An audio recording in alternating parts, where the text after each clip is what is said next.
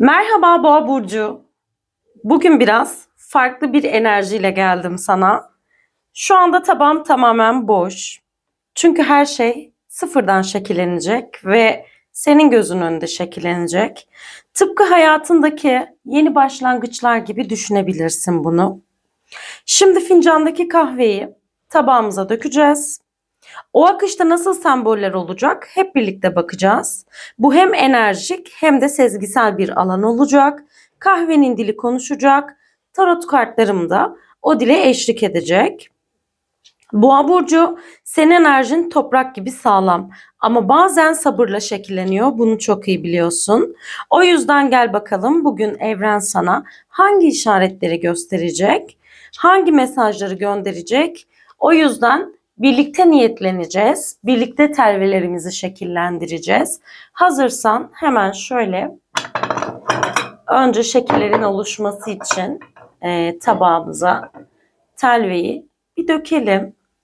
Boğa ve yükselen boğa niyetiyle neyse halin çıksın falında diyorum. Bakalım bugün telvelerin bize neler gösterecek sevgili boğa.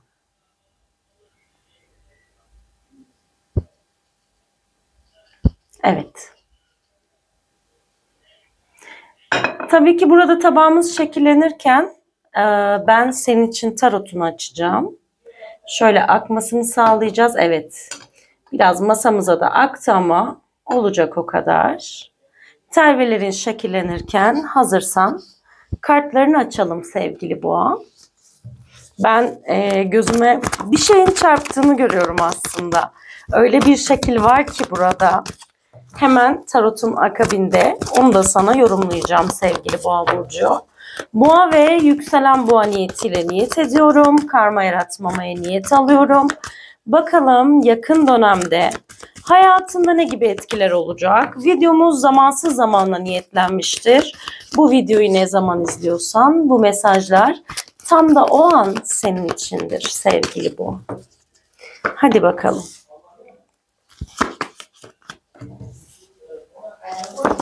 Bakalım kartlar bize neler gösteriyor. Hemen enerjini nasıl da attı, boğa enerjisini. Şimdi sevgili boğa burcu dostum, ilk enerji kupa altılısıyla açılıyor. Bu da demek ki hayatına geçmişten gelen bir bağdan bahsediyor. Bir anı da olabilir, bir kişi de olabilir burada gördüğüm enerji. Geçmişle bağlantılı bir enerjinin yeniden gündemde olacağından bahsediyor. Özellikle geçmişte duygusal olarak bağ kurduğun, bu kart daha çok nostaljik, barışma, içsel çocukluk enerjisini taşıyor. Yani burada bir duygusal dönüş veya kalpten gelen bir özlemin söz konusu olduğundan bahsedebilirim. Kalbinde hala bitmedi dediğin bir konu da gündeme gelebilir sevgili Boğa burcu. Bir diğer kartın kılıç yedilisiyle açılıyor. Bu kart gizlilik, strateji, bazen de sessizlikle hareket etmekle adlandırılır. Bir taraf duygularını açıkça göstermiyor. Kupa altılısından sonra geldiği için bu geçmişte duygusal bir konudan kaçan veya dürüstçe yüzleşmeyen bir kişinin enerjisinden bahsediyor. Ama bu sefer akıl oyunu değil, yeniden deneme isteği gibi bir durumdan bahsediyor. Bence şu anda geçmişten birinin yeniden senin hayatına yaklaşmak istediğinden bahsedebilirim. Belki biten bir evlilik, belki eski sevgili, belki gerçekten dargın olduğun biri olabilir. Bu bir arkadaş, sevgili olabilir ya da çocukluğunda seni geçmişe götürecek anıyla bağlantılı bir durum da olabilir. Ve üçüncü kartımız kupa kralıyla açıldığı için bu kişi, yani gelecek olan kişi her kim ise, duygularını kolay kolay belli etmeyen ama çok derinden hissettiren biri ya da hisseden biri.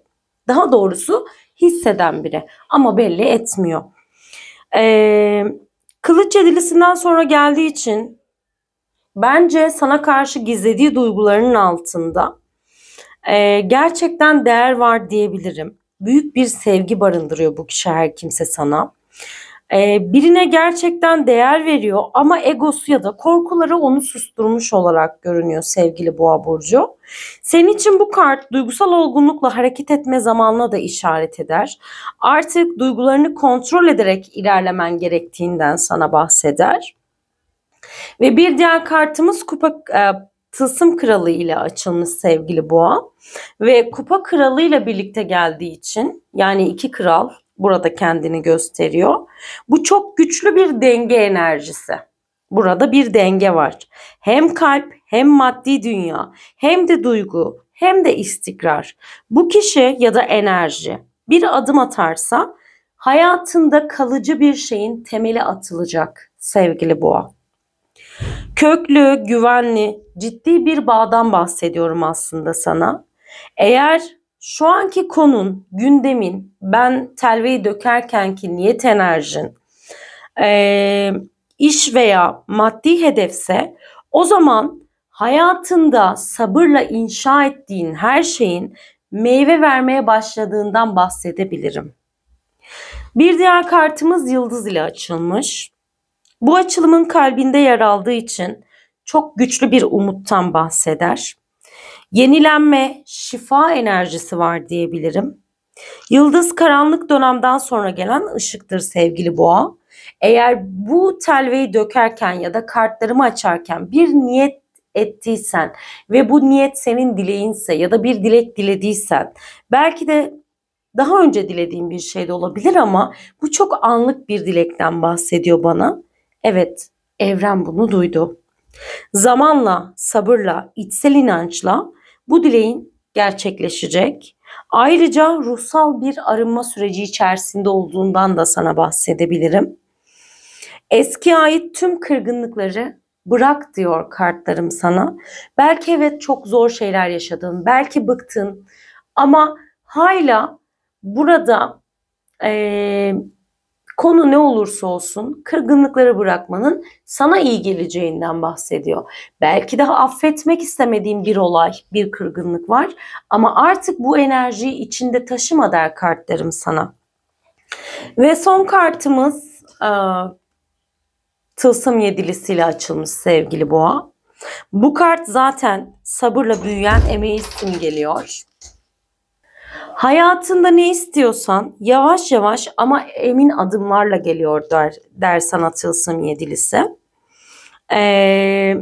O yüzden bu kart özellikle yıldız kartıyla birleştiği anda bence sana diyor ki beklenen dileğin gerçekleşecek sevgili Boğa. Hayırlara vesile olsun. Yani tarot kartlarımda genel anlamda gördüğüm geçmiş bağlantılı bir dilek var. Bu konuda yeniden bir umut yeşeriyor ama bu süreçte sabrını elden bırakma diyor. Olgunluk ve strateji gerekiyor. Duygusal konularda affetme ve şifa enerjisi, maddi konularda ise sabırla büyüyen bir başarı enerjisi var. Yani hem kalp hem kazanç yönüyle çok dengeli bir gelişme süreci olacak. Yıldız ortada olduğu için bu açılım kutsal zamanda ya da zamanlamada gerçekleşecek diyor. Belki de özel bir ay olabilir. Kutsal bir ayda olabilir. Dileğinin gerçekleşmesi sevgili Boğa burcu. Şimdi gelelim tabağına sevgili Boğa. Yıldız kartını da en üste koymak istiyorum. Hemen şöyle tabağına da bakalım. Şimdi buraya baktığım zaman bir kere en tepede şu noktada sanki böyle başı eğik duran bir düşünceli insan silüeti var burada sevgili Boğa burcu dostum. Ve duran bir şekil, yani düşünceli, bekleyiş halinde. Bu gördüğüm şekil Tılsım Yedilisi kartının enerjisini yansıtıyor. Sabır, emek, gözlem. Senin ya da bir başkasının doğru zamanı beklediği açık. Ya sen biriyle alakalı doğru zamanı bekliyorsun ya da birisi seninle alakalı doğru zamanı bekliyor der buradaki figür. Ağır ama kararlı bir enerjiden de bahsedebilirim. Tabağın yukarısına doğru çıkan böyle uzun kıvrımlı bir iz var burada. Bak böyle. Bu da aslında yıldız kartının ışık yolunu temsil ettiğinden bahseder. Yine burada hani yıldız kayması gibi, bir dilek tutulması gibi. Tam şu noktadan bahsediyorum. Görebiliyor musun? Evet, bir dilek var. Yukarıya, yani evrene gönderilmiş. Bu dilek kabul edilmiş ama henüz tamamen gerçekleşmemiş. Ama artık zamanının geldiğinden bahseder buradaki figür. Kartlarda kupa altılısı, kılıç yedilisi, kupa kralı dizilimi vardı. Evet, tabakta bir yüz profili var ve duran bir gölge var. Sanki birine bakıyor, boynu eğik ama konuşmuyor. Bu geçmişte uzaklaşılan ama hala kalpten hissedilen bir ilişkiyi ya da kişiyi simgeliyor. Bu kişi seni hala düşünüyor ama içsel bir savaş veriyor sevgili boğa. Burada sessiz ama hala seven birinin enerjisinden bahsedebilirim. Tam önünde de bir böyle fare gibi bir figür var burada, görebiliyor musun küçük? İşte bu da sanki sana adım atsa tekrardan anlaşılamamak, anlaşmazlık yaşanmaktan korkuyor gibi düşünceleri aslında bana getiriyor. Şimdi tabağının yanında çok sıkı dokular var bu alt kısımda. Burada aynı zamanda tılsım kralı ve tılsım yedilisiyle tabağın hani sıkı dokularda birleşmesi birbirine denk düşüyor olarak görünüyor. Bu da demek oluyor ki sabırla ilerliyorsun ve sonuca çok yakınsın. Burada ağaç köküne benzer bazı figürler var yine aynı zamanda. Bu da sağlam temellere işaret ediyor. Güvenli bir geleceğin olacağından bahsediyor ve bak burada da bir kapın var, görebiliyor musun ne kadar temiz. Artık bu kapı açılmış, açık bir kapı, yeni bir iş, yeni bir maddi kazanç, belki yeni bir aşk, yeni bir kapı açılıyor sevgili Boğa burcu. Evet, gördüğümüz silüetler bunlar tabii ki. Ama genel olarak bakacak olursak bak burada da kocaman bir kuş var, görüyor musun? Gagası ne kadar uzun. Kocaman bir kuş yan profilde. Hatta şöyle çevirirsem bak bu kuşu sen de daha net göreceksin.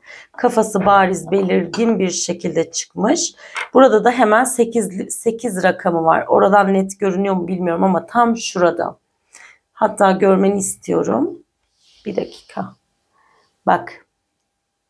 Burada 5 ve bak şurada küçük 5 rakamın var. Burada 8 rakamın var. Ve yanında da S harfi olduğu da görünüyor tabii ki. Adında ya da soyadında S geçen biri olabilir. Ya da konunun S harfiyle bir bağlantısı olabilir. Sevgili Boğa, 8'li ve 5'li vadelerde sana gelecek olan kocaman bir haberinin olduğundan bahsediyor burada gördüğüm bir figür.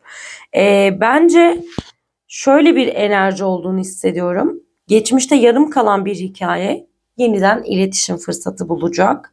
Kalbinde tuttuğun dilek evrende yankı bulmuş. Yıldız ve tabağın ışık hattı bunu doğruluyor sevgili Boğa. Sabırla beklediğin bir şey, iş, aşk veya maddi hedef tam da bu dönemde kök salmak üzere diyor.